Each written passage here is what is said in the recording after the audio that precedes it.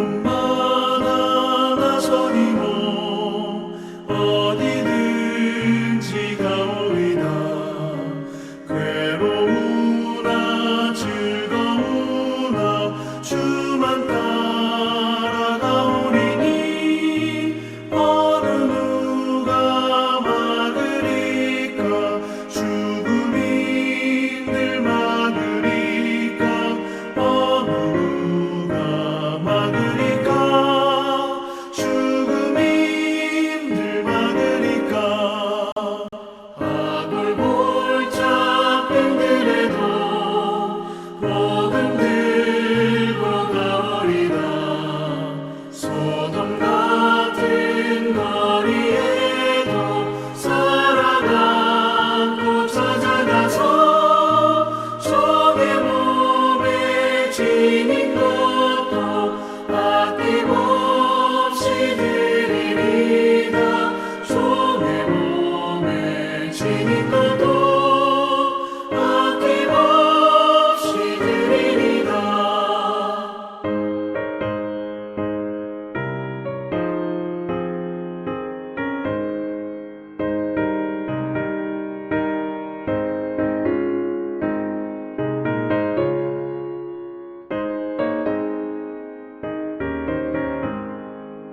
존귀 영광 모든 권세 주님 홀로 받으소서. 멸시천대 십자가는 제가 지고 가오리다. 이름 없이 빛도 없이 감사하며 섬기리다. 이름 없이 빛도 없이 감사하며 섬기리다. 샬롬, 반갑습니다. 2025년 4월 9일 이른 아침 은총 출발하겠습니다. 우리 고백기도 합시다. 항상 기뻐하자, 쉬지 말고 기도하자, 범사에 감사하자. 이는 그리스도 예수 안에서 저와 여러분을 향한 하나님의 뜻입니다. 오늘도 주와 함께 훨훨 날아오르시기 바랍니다. 자, 오늘은 드디어 이제 마태복음 10장을 들어갑니다. 우리가 기억을 좀 더듬어 보겠습니다. 마태복음 5장에 보니까 예수님께서 산에 오르시어 그랬습니다. 그리고는 이제 8장에 산에서 내려오시되 그렇게 했죠. 그런데 이제 5장 들어가기 전에 마태복음 4장 23절에 예수님은 가르치시고 전파하시고 고치셨다 하는 말씀을 하시고, 또 마태복음 9장 35절에도 보니까 가르치시고 전파하시고 고치시더라 그랬습니다. 그러니까 4장 23절하고 9장 35절에 괄호로 묶어둔 거죠. 그래서 이제 가르치시고 하는 것은 산상수훈에서 가르치시고, 또 마태복음 9장에서는 고치시고, 백부장의 하인도 고치시고, 중풍병자도 고치시고, 베드로의 또 장모도 고치시고 고치셨습니다. 이제는 뭐가 나왔습니까? 전파하시고. 전파하려고 하니까 일꾼이 없잖아요. 그래서 9장에 보니까 추수할 일꾼을 보내어달라 그랬습니다. 추수할 일꾼들에게 요구되어지는 강력한 영적인 덕목이 혹시 기억이 날까요? 네, 긍휼의 마음이라 그랬습니다. 긍휼한 마음. 누군가 굶주려서 살에 막 이래 피부병이 걸려서 있는 아이들을 보면 그냥 휙휙 지나가는 사람도 있지만, 그 아이들을 보면 견딜 수 없어 하는 그런 사람이 있습니다. 긍휼의 마음을 가진 자들을 통해서 하나님이 일하십니다. 아이고, 목사님 그런 거 다 보살피면 우리는 어떻게 살아갑니까?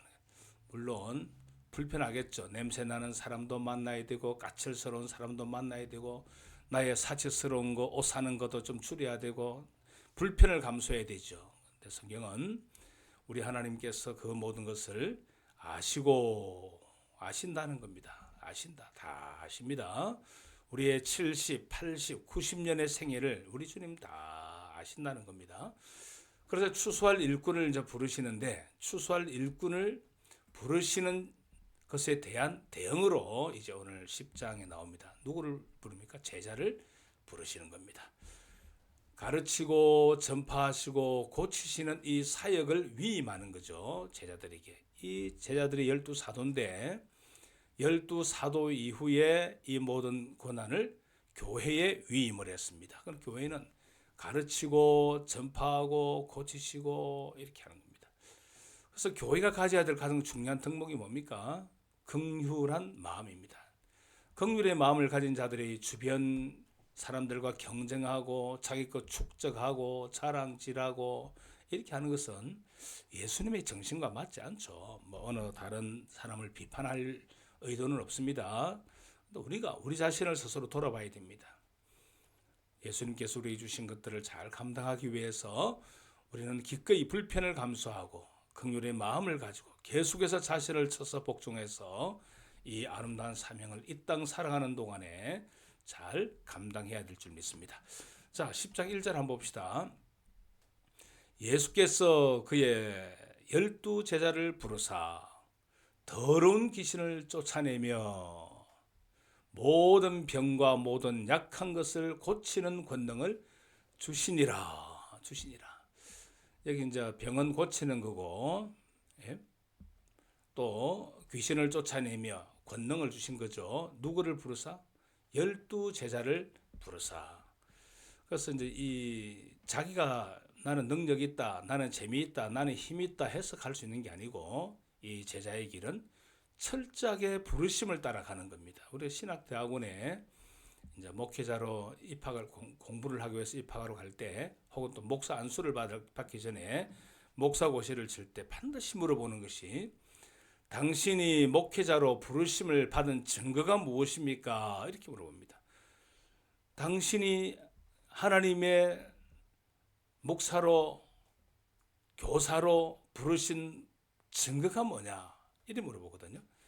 그럼 저는 능력이 있습니다. 저는 말을 잘합니다. 저는 똑똑합니다. 뭐 그런 이야기를 하는 것이 아니고 세상에 똑똑한 사람은 꽉 찼습니다, 여러분.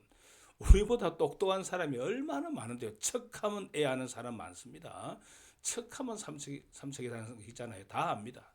그런데 똑똑한 사람들을 부른 것이 아니라, 똑똑하다고 다 쓰임 받는 것이 아니라 부르심을 입은 자들이 쓰임을 받는 겁니다. 그래서 교회도 보면요, 참 독특한 게, 우리가 연말에 작지만은 주일학교 교사로 찬양대원으로 여러 가지 임명을 하잖아요. 일반적인 교회들 보면 임명을 하거든요. 그것은 부르심의 원리에 따른 겁니다. 왜 나를 안 불러? 이렇게 생각할 수 있죠. 나는 주일학교는 저 사람보다 훨씬 더 내가 전문가인데 왜 나를 안 쓰는 거야? 아유, 저 사람이 뭐 교육의 교자는 알아? 그렇게 생각하죠. 그런데 부르심의 원리를 따라 사역을 하는 겁니다. 그 부르심에 부족한 대로, 부족하면 부족한 대로 기도하면서 하나님 도와주세요, 하나님 능력 주세요, 하나님 힘 주세요 하면서 나아가는 자들을 통하여 하나님은 당신의 나라를 세워가는 겁니다. 12명을 불렀습니다. 여러분, 12는 완전 숫자입니다. 12지파, 12제자, 또 12천국문, 뭐 그런 거 처음부터 12는 완벽하다 하는 거, 완벽하다. 그래서 이제 예수님께서 주시니라 하잖아요. 예수께서 주시니라. 우리는 예수님이 주신 것을 가지고 사역합니다. 할렐루야, 아멘. 아이고, 목사님 저 사람이 뭘 잘합니까? 그런 이야기는 대단히 위험하죠. 하나님께서 우리 가운데 주시면 주시는 대로 사역합니다. 근데 하나님이 내게 안 줬는데 준 것처럼 이렇게 위장하면 삭군이 되는 거죠. 삭군. 하나님이 우리에게 주신 것, 귀신을 쫓아내며 모든 병과 약한 것을 고치는 권능을 주시니라. 주님이 주신 힘으로 오늘 우리가 사역하는 것입니다. 내 힘 가지고 하는 거 아닙니다. 그래서 우리가 약함을 자랑하는 겁니다. 약하면 약한 대로 주님 앞에 나아가면 주님이 우리의 강함 되실 줄 믿습니다. 교회의 힘은 사람의 수에 있는 것이 아니고 예수 그리스도에게 있습니다. 우리의 머리 대신 예수 그리스도가 우리의 힘입니다. 아유, 목사님 교인도 얼마 없는데 어떻게 이렇게 많은 일을 하십니까? 예수님께서 이 모든 일을 하게 하십니다. 예수님이 힘입니다 하는 겁니다. 주시는 것 가지고 부르심을 따라 사역하는 것이 바로 추수할 자들의 몫이다 하는 것을 꼭 이야기합니다. 기도 제목이 생기죠. 어떤 걸까요? 주님, 우리를 불러주셔사오니 우리에게 권능을 주옵소서. 우리에게 힘을 주옵소서. 성령으로 충만케 하여 주옵소서. 이렇게 기도해야 될 줄 믿습니다. 12사도의 이름이 쭉 나옵니다. 베드로라 하는 시몬. 시몬은 원래 뜻이 이름이 조약돌입니다. 조약돌인데 베드로, 페트로스, 반석. 우리 주님 바꿔준 거죠. 그의 형제 안드레, 세베대의 아들 야고보와 그의 요한. 요 네 사람은 쌍으로 많이 나옵니다. 베드로, 안드레, 야고보, 요한 이렇게 많이 나오죠. 빌립과 바돌로메, 도마와 세리마테, 알페오의 아들 야고보와 다데오. 가나안인 시몬 및 가룟 유다 곧 예수를 판자라. 예수를 판자라. 이렇게 쭉 이름이 나옵니다. 자, 예수께서 이제 이 12를 이제 보내십니다. 쭉 보내시는데, 근데 마가복음이나 누가복음에는 이 제자를 보내고 난 다음에 제자들이 현장에 가서 사역하고 귀신을 쫓아내고 귀신을 결박하고 병자들을 고치고 막 돌아와서 이런 보고를 하거든요. 근데 마태는 이런 보고가 없습니다. 이것은 앞으로 파송을 받은 자들에게 주어지는 여러 가지 어려운 삶들을 예수님께서 예고하고 있는 겁니다. 부르심을 입은 자들은 영광만 있는 것이 아니라 고난도 있고 십자가도 있다는 겁니다. 여러분, 이제 12명이 이제 사도라는 뜻이 보내심을 받았다는 것인데, 보냄받은 사람들은 누구를 전해야 될까요? 그렇습니다. 보냄받은 자의 메시지를 전하는 것입니다. 나를 이야기하는 것이 아닙니다. 우리 공동체를 자랑하는 것이 아닙니다. 제자들의 구성원들을 말하는 것이 아닙니다. 그들이 나가서 해야 될 일은 첫째, 십자가입니다. 십자가 뭐죠? 원래 내가 달릴 그 십자가인데 그분이 지셨다 하는 겁니다. 창조주가 내 대신 죽으셨다 하는 겁니다. 그들이 세상이 자랑하고 있는 잘남, 자랑을 무색하게 하는 것입니다. 내가 죄인으로, 내가 병자로 이래 있는데 나는 죽어야 되는데, 나는 십자가에 죽어야 되는데, 나는 죄 때문에 저기에 매달려야 되는데 그분 예수 그리스도가 우리를 대신해서 십자가에 죽으신 것이다. 그 십자가를 전하는 겁니다. 그래서 오직 예수만 자랑하는 겁니다. 오직 예수. 예수가 지혜와 의로움과 거룩함과 구원함이 된다는 것입니다. 모든 것이 최고의 끝인 예수로 채워지는 것입니다. 그래서 이것이 우리가 첫째 전할 메시지입니다. 십자가와 예수. 그러면 우리가 어떤 현상이 생기죠? 야, 그렇구나. 우리가 이렇게 죽을 수밖에 없는 죄인이었구나. 우리는 별볼 없구나. 그런데 하나님의 은혜로 내가 하나님의 자녀가 되었구나. 이런 인식이 사람들에게 들어가고 자기 믿음의 고백들이 들어가잖아요. 그러면 모두가 예수 그리스도를 주라 고백하는 자들끼리 어떻게 됩니까? 하나가 되어 사랑하고 나아가게 되는 것입니다. 그러므로 사랑은 뭐라고 했습니까? 사랑은 오래 참고, 왜 그렇습니까? 내가 달릴 십자가에 예수님이 달리셨는데 내가 저 자리에 있어야 되는데 그분의 은혜로 내가 여기 살아있구나. 또 옆에 있는 형제를 볼 때마다 내가 까탈스럽게 생각하는 저 사람을 위해서도 예수님이 죽으셨구나. 저 사람이 저렇게 존귀한 가치를 가지고 있겠구나. 내가 내 자신의 거울을 볼 때마다 나는 죽어야 될 죄인인데 예수님이 나 대신 십자가에 죽으셨구나. 나는 얼마나 위대한 사람인가 하면서 자존감을 높이고 형제를 높이면서 사랑 안에서 하나가 되는 겁니다. 십자가를 바라보면 반드시 하나가 되게 되어 있습니다. 그래서 부르심을 받은 자들이 나가서 증거해야 될 제목은 십자가와 예수, 그리고 우리의 하나됨. 이것이 바로 복음의 내용입니다.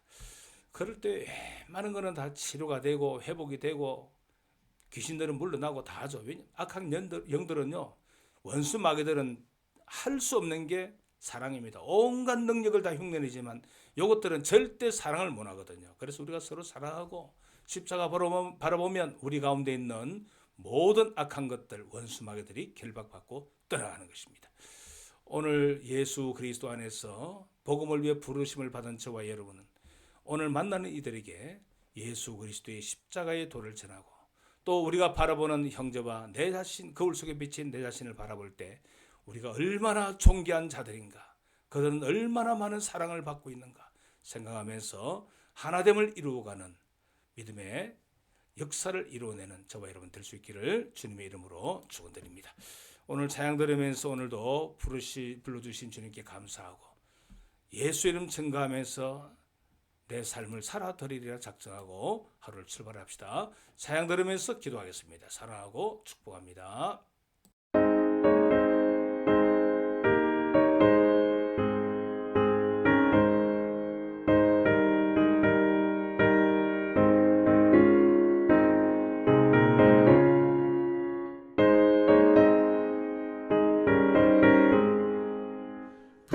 부름마다 나서리모 어디든지 가오리다. 괴로우나 즐거우나 주만 따라가오리니 어느 누가 막으리까. 죽음이 늘 막으리까. 어느 누가 막으리까. 죽음이 늘 막으리까. 아골골짝 힘들에도 복음 들고 가오리다. 소돔 같은 거리에도 살아가고 찾아가서 종의 몸에 지닌 것도 아낌없이 드리리다. 종의 몸에 지닌 것도 아낌없이 드리리다.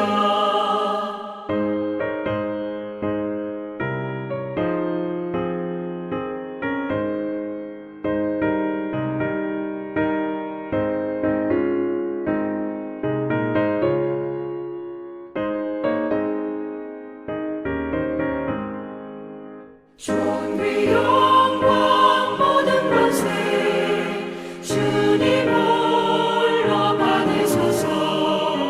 멸시천대